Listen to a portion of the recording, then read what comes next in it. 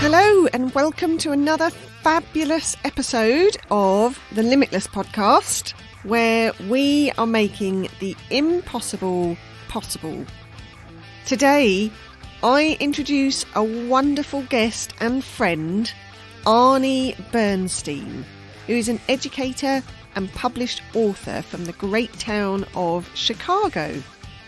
Arnie brings his passion for words and writing to those he teaches, encouraging us to break the rules and allow ourselves to fail to find our best work. This is such a great conversation. I know that you're going to enjoy this as much as I did. So let's go and meet Arnie. Hello, Arnie. Hi there. Nice to meet you and welcome to the Limitless podcast. Hey, welcome from Chicago. So, can you tell us a bit about yourself as a writer and educator? Well, I think I'll go in reverse order on that one. I've been teaching for about 15, 20 years. I've been teaching college English, Writing 101, and in some cases, remedial writing, and which I've also adapted now for online teaching as well. Since the COVID, I've been locked down for almost 2 years in teaching, and have expanded that to teaching writing workshops for teens, tweens, and I'm with plans to go to adults eventually, and perhaps younger ages as well. My approach to writing is that anybody can do it. There's no grand theories here. Anybody can do it. We're born storytellers. If you've ever caught your 5-year-old in a lie, and what they tell you, it's sometimes better than if they tell you the truth, because the lies get so elaborate and detailed and fun to listen to. So we all have this natural ability to tell stories. And my feeling is that sometimes I think it gets beaten out of us as we get older. One exercise I do, I've done in person, and it's a little different to do online, but I've done in person, is I have students tell me what goes into writing. Well, first you have your thesis or your attention getter. Then you have to have your supporting points and your body. Now, how many sentences are in a body? You have to have 5 to 6. How many words in a sentence? 7 to 12. Good. And then what does your conclusion do? You restate the thesis, right? We've all gotten this, pounded into our heads. Well, what I do is I write it as they tell me this, then I take it and I tear it up, I spit on it, I throw it on the floor, and I jump up and down on it, which is kind of fun when I'm wearing my suit and tie too. But in essence, that's formulaic. That's not writing. It's formulaic is for math or chemistry or something like that. Writing, even if you're writing a business correspondence or something like that, it's still a creative process. And I don't care if you're writing a poem or story or a government report or what have you, a business report or whatever. It's still a creative process. You're still taking words and turning them around and playing with them and getting them to go in unique ways. One of my big things is the voice, the writer's voice. How do you get that on the page? And I think there's 5 things, technically 6. There's the senses. If the reader sees what you see, hears what you hear, you connect with them. And what drives the senses is the emotions. So, when you eat an apple, if you're in a good mood, it tastes better. Whereas if you're really angry, do you hear the world the same way? Of course not. So the senses and the emotions, when they get together on the page, they really work and get the writer's voice out there. That's what I'm really big on. I don't care what level of writing you are. If you can get your voice, that's cool. That's what makes it work. Another exercise I do. People say, I can't write. Or I'm afraid to write. I'm worried about my grammar. Worried about my spelling. So what do I say? Take 2 words. I want you to write 2 words at the top of the paper. I, pronoun I, remember. Okay, I remember. Then I say, okay, write what you remember. And I don't care if it's a classroom or a Zoom. They look at me cockeyed. And I say, no, I wasn't there. I don't remember. I don't know what you remember. Write what you remember. There's no wrong way to do it. You can write a list. You can write a paragraph. You can write sentences. You can make nonsense. Don't worry about your spelling. Don't worry about your grammar. Just get the words down. And if you get stuck, write what else you remember. And it will free you up. And it works to a person. It frees up the writer within. You don't have to worry about, the less you worry about your spelling and your grammar and all that, the better a writer you will be. You create an unholy mess, and then you go back and you clean it up. That's where the editing process comes in. So that's where I combine my abilities both as an educator and a writer. And as far as my writing, I've done, you name it, I've done it. I've done script work, business writing, journalism. My biggest writing now is I do narrative nonfiction books. I did 2 books. I did 3 small history books here in Chicago and contributed to some other anthologies and things. But my 2 main books are narrative nonfiction. One is called Bath Massacre, America's First School Bombing, which is a horrifyingly true story about the first mass school killing in the United States. Short version, a man was a trustee at the school, had complete access to the school, laced it with 600 pounds of explosives, blew it up on May 18th, 1927. Only 100 pounds went off. If all 600 pounds had blown off, the town would have been gone. At the same time, he was a genius with electricity. His farm went ablaze at the same time. He drove up to the front of the school in his truck and blew himself up, as well as the superintendent and a couple other people who were killed. Total 38 children and 4 adults died, plus the wife, who was found burned beyond recognition on the farm, and of course the killer himself, who blew himself up. It's an incredible story.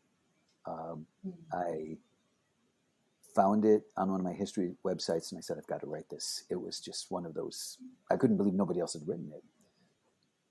It's not just a crime story. It's a story about a town and its people. I'm very proud of that book. It's actually, I've updated it recently.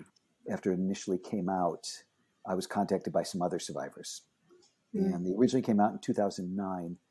New edition is coming out in March of 2022. So I'm very excited about this. Excellent. My other narrative nonfiction, the title is lovely. It's called Swastika Nation, Fritz Kuhn and the Rise and Fall of the German-American Bund. It is about American Nazis in the 1930s and the people who beat them up. That's the short version. That's my slug line. A good summary. Yeah. Yeah, it is actually. It was a guy by the name of Fritz Kuhn who fancied himself to be the American Hitler. He was German of origin, and he created this movement that they wanted to be. They dressed like Nazis. They had private camps. They had their own version of Hitler Youth. They marched in the streets. At their height, they had a rally in Madison Square Garden, 20,000 people inside Madison Square Garden. But outside, there were an estimated 100,000 people who all wanted to kill him. And it's the story of how this group rose and fell. They found that Fritz Kuhn, the leader, married with 2 kids, and it's kind of funny. He was a heavy-set guy, thick jowls, really thick glasses, like Coke bottle bottom glasses, thick German accent. He could get women left and right. I had no idea. He was a chick magnet for some reason, but they found that he was using the money to fund his little romances. And so that's how they brought him down, was embezzlement. It's similar to the way they got Al Capone. Was they didn't get him on murder, they got him on tax fraud. Yeah. So they got him on embezzlement and tax fraud. Yeah. And that ultimately is what brought down the German-American Bund. It was a fun story to write. So obviously you've written these 2 books, which is an achievement in itself, to be honest. What do you bring from your experience writing those books to your teaching? Well, I've always said, and I truly believe this, that I'm a better writer because I teach. Mm-hmm. And it's going over the fundamentals, those basics in any sport. any sport that you play, you go over the fundamentals, you get better. Mm. And, or music, you go over those fundamentals, you get better. Same with writing. And the same thing I tell my students, get your voice on the page. I remember, create that unholy mess. And you will be, and that's how I get my stuff. I make it sound very easy. I mean, these are, you know, 3 years out of my life, to get these done. But that's really, it's not all that different. Mm. My writing process and my teaching process are the same thing. I don't have my students do anything I don't do. Yeah. If it works for them, it works for me, and vice versa. So, Arnie, you currently teach at a college, is that right? Right. I teach at a college here in the States, but I'm transitioning more into teaching online and doing writing workshops. And eventually that's going to be the full gig. And those online teaching workshops, one of the audiences that I know that you're looking to teach is home educated children. Right. So tell me a little bit about why that particular audience interests you. It relates back to what I said about the restrictions. They don't have those restrictions. They don't get it drummed into their head that they can't, that they have to follow a strict formula. I really like the homeschooling idea because it taps into the natural learner, which don't necessarily find in the schools. Sometimes you just, not that I'm knocking formal education. I certainly went through it myself. But I find a lot with the homeschooling, you tap into the natural abilities, the natural gifts, and the child, the teen, whatever, they gravitate what they do best. And my job is to help take what I have and bring it to the student and make them, better writers. Help the parents, help their student become better writers. And the thing about writing, am I asking everybody to become a novelist or a narrative nonfiction writer or a poet or a screenwriter? If they want to, that would be great. But the thing about writing is it builds the other skills, creative problem solving. How do you solve a problem? How do you solve an issue? By writing it down and getting the ideas out there, you can start seeing bigger pictures. So writing really helps with the other disciplines, with biology, for example. You want to look at different processes and things like that. Well, you write it out. History, gosh knows. I mean, history is what I write, and by history, you want to explore more. And writing, getting the words down, and we speak. We're speaking right now. We are creatures that live by the word and explore by the word, be it spoken language, be it written language. And writing is a way to develop those other skills. I always emphasize that with whatever career you go into, writing is there. You need it. And it gives you an edge over other people who are, it's a tough job market. It gives you an edge over people who are looking for work. If you have the writing skills, get it better creative problem solving, you can gain better knowledge of what you're doing in your career. We live in a society that just where writing is a tweet or a text or a Facebook post or something like that. And that's not writing. It's communicating. And I guess it's a very specialized form of writing, a specialized form of language. But it doesn't encourage good writing. It encourages communication, which is great, and I'm all for it. You and I are talking on a podcast here, and you and I have emailed back and forth and things like that. So we certainly use that. But full-blown writing, paragraphs, pages, things like that, it isn't as valued as it used to be. So if you have those skills, you really have an edge. And particularly if they're taught young, kids are, on their phones all the time and on their video games all the time. But if they get those skills, those writing skills, when they're young, it's going to help them when they get older. I've seen it a million times. And this is one of my proudest achievements. I had a student. She came from the Ukraine, could barely speak English. Mm-hmm. She pushed me. She pushed me to be better, and I pushed her to be better. Today, she's working on Wall Street as a banker. Yeah, I am very proud of her. She's one of my better success stories. And but she got the writing skills. It helped her. It took her a long, long way. And it really does. It really does help. So what's the difference for you when you're teaching students and you see them being taught in that very formulaic, structured way versus the free, creative way that you teach? Yeah, I mean, I don't want to give people the wrong idea. There are certain rules you have to follow. There are certain things you have to follow. You want to be understood. But the free writing is what gives you, as I said before, the unholy mess. It gives you the body to work with. And I've often said writing and creating an essay or whatever it is, it's like the old story of how do you make a statue of an elephant? Well, you take a big block of wood and you cut away everything that doesn't look like the elephant. In this case, you're also creating the block of wood. And that's through these wild flights of fancy in your writing and getting all these things wrong and giving yourself permission to get it wrong. And then you go back and you clean it up. That's where rewriting comes in. Good writing is rewriting. And you have to have those grammar rules. You have to have the good sentence structure. But that comes with the free writing. And the creative process to me often is not getting the words on paper, but turning them around. And the rewriting process and making sense out of chaos. If people are looking for a good writing book, my first and last choice is always The Elements of Style by William Strunk Jr. and E.B. White, which is a small volume. It has every good grammar rule you could possibly want, every good stylistic rule you could possibly want.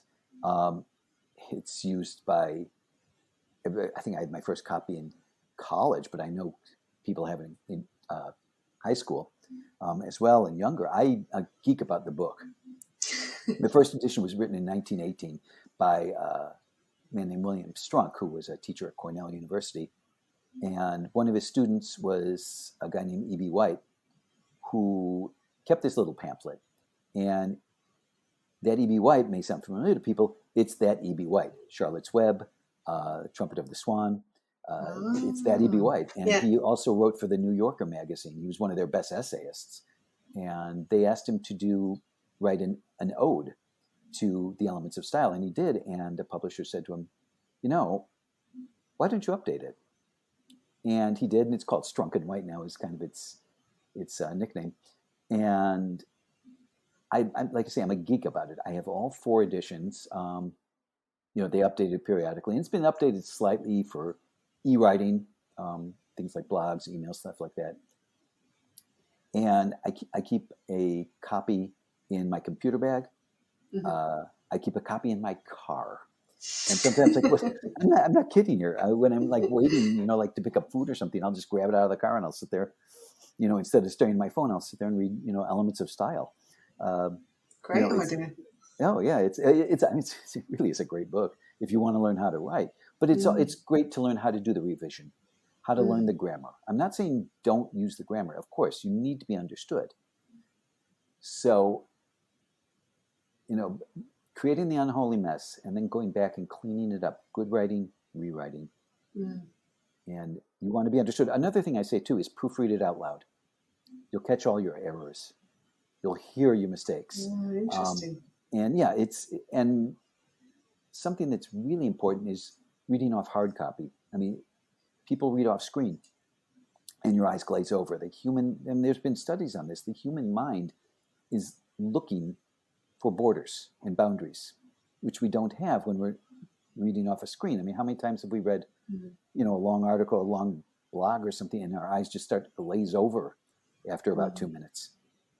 The human mind looks for boundaries. We need those boundaries. And if you have the physical, it's easier to proofread. What's more, if you proofread out loud, you will hear your mistakes. If you proofread it, our mind plays a trick on us. we know what we wrote. So we don't realize that we wrote the word to when we meant the word to. TWO, TOO, TO. Which one do we mean? If you proofread it, you know what you wrote. So if you proofread it silently, you don't realize you wrote to when you wrote to. Mm-hmm. But if you proofread out loud, you hear your mistakes. And I like to say, spell checker is not your friend. Spell checker is your mortal enemy. It hates you. It wants to trip you up. Have a red pen and mark up your hard copy. Mm-hmm. One of the things that really taught me this lesson is when I was in grad school. I'm in a writing program, right? And one night the teacher read our papers exactly as we handed them in. And we were mortified because he read them exactly as we handed them in. And we learned afterwards, proofread and proofread out loud. It was not one of my finer nights in school, but actually learned a very important lesson that night. Huh? Yeah. Tell me a little bit more about your grad school experience, because was it in grad school you had your fantastic teacher? Yeah, I went to Columbia College here in Chicago, which is a small arts college. It's not so small anymore, where a lot of really good people came out of it. People may be familiar with Steven Spielberg's cinematographer for the last 30 years or so was a Columbia grad. There's a lot of TV people, movie people came out of Columbia. A lot of authors, myself included, have come out of Columbia. Americans will appreciate this. Our most famous graduate, Pat Sajak, which may mean nothing to the UK people, but trust me, the Americans all think, oh, wow. Yeah, the Americans are going, oh, wow, Pat Sajak went there.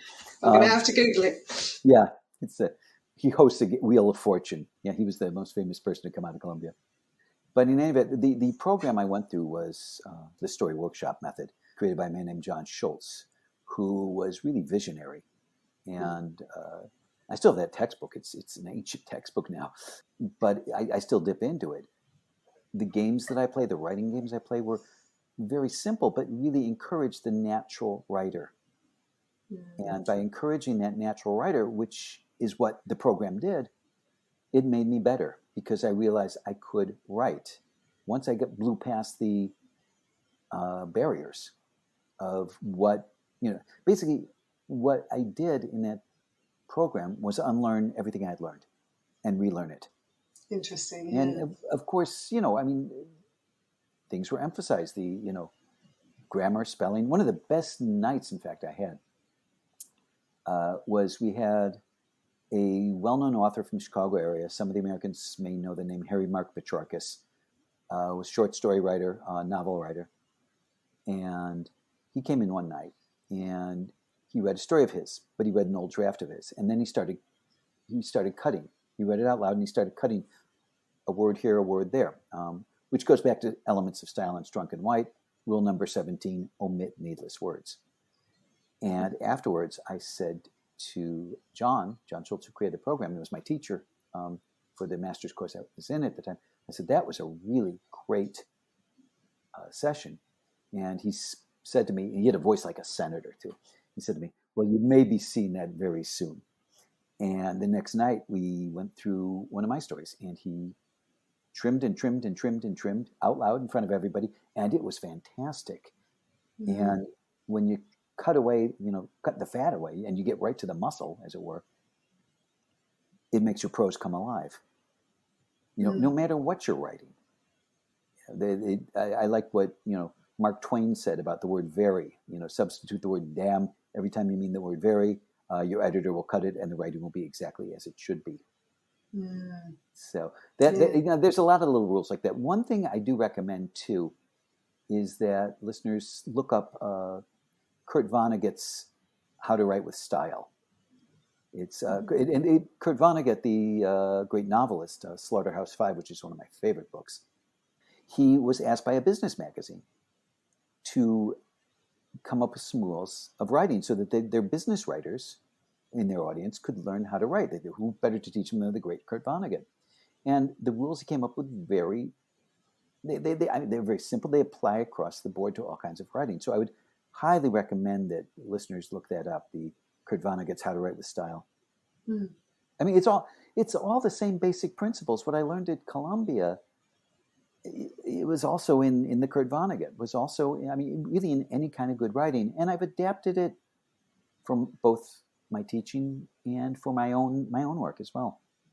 One of the things that is really coming to me as you talk about this is this, well, I want to say permission, but it's more than permission. It's almost just like you start with a rough draft of failure almost. It's the permission to fail. It's the permission to write something that's really quite crap, and then you refine it to something that's good. And I feel like that's such an important point here, and something which in school, it's almost like they don't have time. There's so much they have to get through that they have to do it right first time. Exactly. And what I often find is, and I did this myself, when I was in high school and in undergraduate, you stare at the page or you stare at the screen waiting for it to come, or you wait for that right word to come, and it's just not going to come. The more you stare at the screen, the more you stare at the page, it's just not going to happen. So you just sling down the words, and sometimes if I'm stuck and I can't think of a word, I'll just put, I know what I want to say, so I'll put, I'll write just the lousy word, and I'll put in all caps word. And then when I go back, I know that I have to put in a better word. Or if I know that it's kind of what I want to say, but it's not working, I'll I'll just write, gin this up, or make this more interesting, or something like that. And then when I go back, I know that I have to fix that part. Or let's say I'm citing something too. I'll write cite page 7, Alex O'Neill. And I know to go back and find the book by Alex O'Neill and it's page 7. And then I know one of the big problems people have is when they do the footnotes as they're writing. But if you stare at the screen, if you stare at the page, it's never going to happen. So just, give yourself permission to get it wrong. And if you get it wrong, you'll get it right when you go back and do the rewrite process, the editing. That just feels like such a good way to live life. Yeah. Like, give yourself permission to get it wrong. Yeah. I wish I had listened to myself occasionally on those things. One of the things, and I also feel what's better is the physical writing as opposed to like on screen. When you're actually engaged in getting words on a page, I think you're digging deeper because you're not like, oh, I'm going to check the thesaurus online right away and find a better word. You're digging deeper. And I encourage students to write when they're writing their ideas, to write it in a journal, in a Mead notebook, what have you. I am a typewriter geek. I still do my first drafts on typewriters. I have Amazing. I love them. I have an Olympia SM9, which is, I call it my desktop. It's built like a tank. I use it. I love the thing. And then I have a Smith Corona Skywriter, which is a small portable. It was built in the 50s for like journalists and war correspondents and business people who needed a laptop, as it were.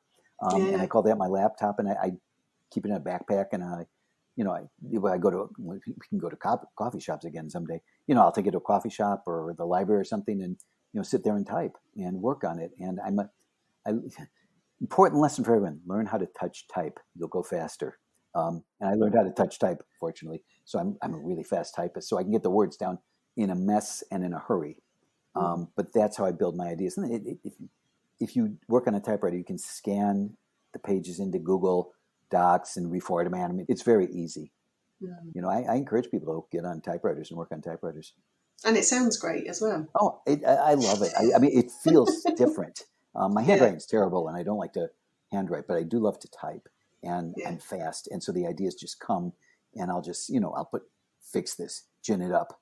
And don't use whiteout or anything like that, because it'll wreck your typewriter. It just gums up the works. So don't use whiteout. Helpful hint here. Tip for typewriter users. Exactly. And they're easy to find, believe it or not, and not as expensive as you would think. I found them on eBay and antique stores and things like that, and I've got good typewriters. What keeps you going when you're working on a project, whether that's a writing project or where you're bringing your online workshops? What keeps you going when you hit that point where you're just like, this is really hard? How do I get the extra motivation to keep going? Because I can't sing and dance. This is the only thing I know how to do. It's there's an answer. No, I get excited when I see students learning. It's exciting to me. It's when I see the concepts and the light bulbs go off. That to me is exciting and fun, and that's what keeps me going.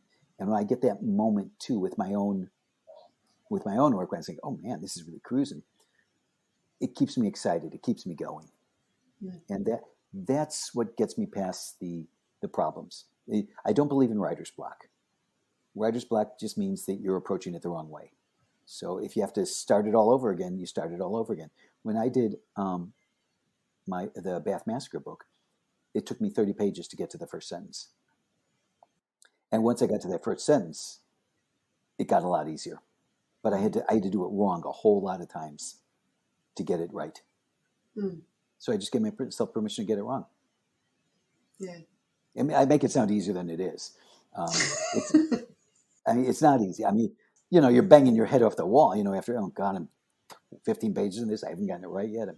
But, when you hit that moment, you know it. So you just got to keep, doing it. Mm. Just keep letting the words flow. And, even if they're horrible, even if they make no sense, as long as you keep getting them down, it gives you something to work with.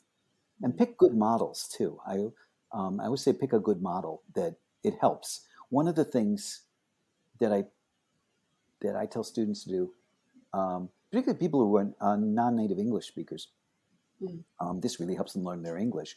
But if there's a writer you really like, take their story and type it out. Kind of imprint in your mind, how is this writer doing that? And it really helps get that idea. It's not plagiarism, but it helps you get structure. It helps you get ideas and stylistic choices that work for the other writer. So pick good models and type them out. I had 2 models for the Bath Massacre book. One was Truman Capote's In Cold Blood, which is one of my favorite books. I've been reading it solidly since I was 15. And the other is Norman Mailer's The Executioner's Song, both narrative nonfiction about true crime. And when I was done with Bath Massacre, before I went out on the lecture circuit, I reread the book. I thought, man, I really learned a lot from In Cold Blood because the structure was there. And that was fine by me.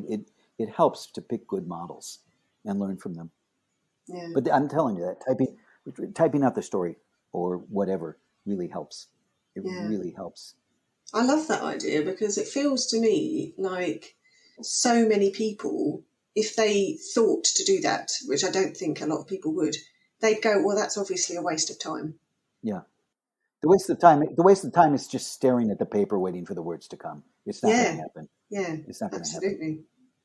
What advice would you give to other people who want to take on big projects like you've done? So writing your own book or starting your own online classes? Do it.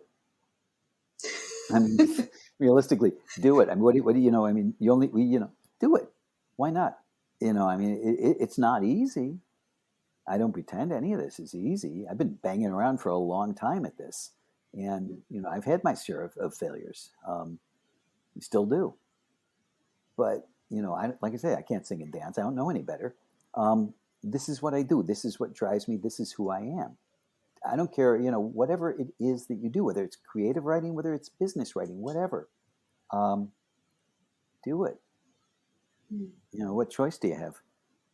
Was there a moment when you realized that this is what you do? Yeah, well, when I was very young, I knew I wanted to create. Let's put it this way. I was not the most ideal scholar until I got to grad school. But I always hung out in the library instead of hanging out in bars or something like that, or, behind the school smoking cigarettes. I hung out in the library and read and read and read. Or we'd go to the movie theaters. And God bless my grandmother, she would send me to the most sophisticated movies that would, foreign films. I think like I was 15 years old, they're blowing the top of my head off. And, my grandma Lena did me good service by saying, no, you need to see this movie. But yeah, I mean, that's what I surrounded myself with was good books, good movies, theater, stuff that inspired me. Mm. I can't ask me to do algebra. 1 and 1 is 12, right? Somewhere down the line, I have something called dyscalculia, which is I'm number dyslexia. It's not really number dyslexia, but it's number dyslexia. I never met a math class I couldn't flunk. It was clear to me I was not going to be an accountant, but I loved words. I loved reading. I loved writing. It was very clear to me early on that this is what I was bound and determined to do. And there's been a lot of frustration along the way that, it's not all rosy. And there's still a lot of frustration. I met with the financial planner, when planning retirement and stuff like that. He said, so when do you want to retire? I said, are you kidding? I want to die in the saddle. Absolutely. Like Jason Robards in Once Upon a Time in the West.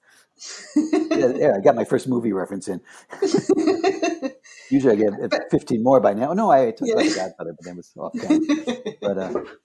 But that's how you're doing the right thing, right? Oh, yeah. That retirement from what you do just isn't an option. How can you stop? If that's what you're compelled, and it's compulsion. Maybe it's it's obsessive compulsive disorder. I don't know. I mean, good writers, I suppose, are a little obsessive, are a little neurotic, or a lot obsessive and a lot of neurotic. Good, I certainly qualify, but it's what drives you. It's what drives me, and I like words. I like playing with them. Recently, too, I've been working a woman who. Her daughter was dyslexic and was told that if she was lucky, she'd be cleaning up tables by the time she was 18. Today, she's an astrophysicist, the daughter.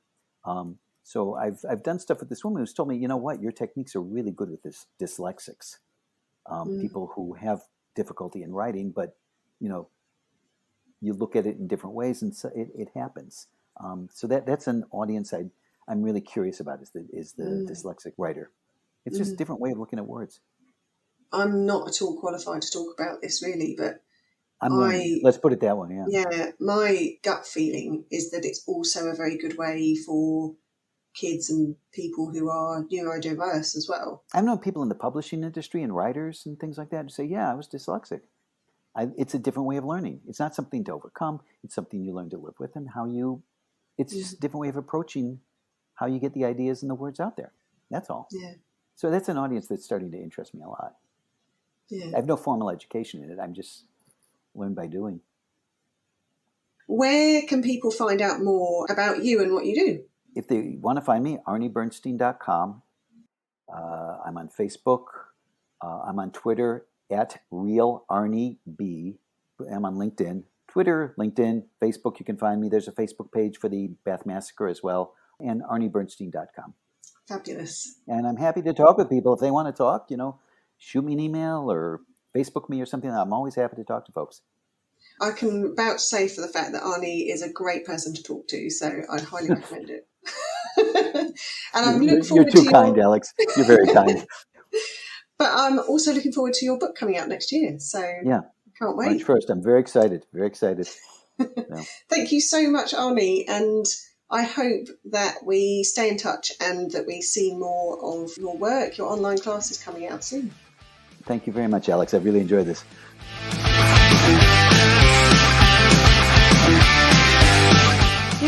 Arnie has such a good approach to life and creativity. I could have spoken to him all day. I loved his no-nonsense approach to getting on with what you need to do in life and not worrying about how many messes you make along the way. His passion for his craft was palpable. If you want to talk to Arnie about writing or educating in a way that brings out your best creativity, make sure to check him out on his website or social channels. Links are in the description, and you can have as good a conversation as I had today. Next week will be my summary and thoughts about this episode, where we'll be exploring how failing and committing to what you need to do in life can help us make big changes. I can't wait to speak to you then. See you next week.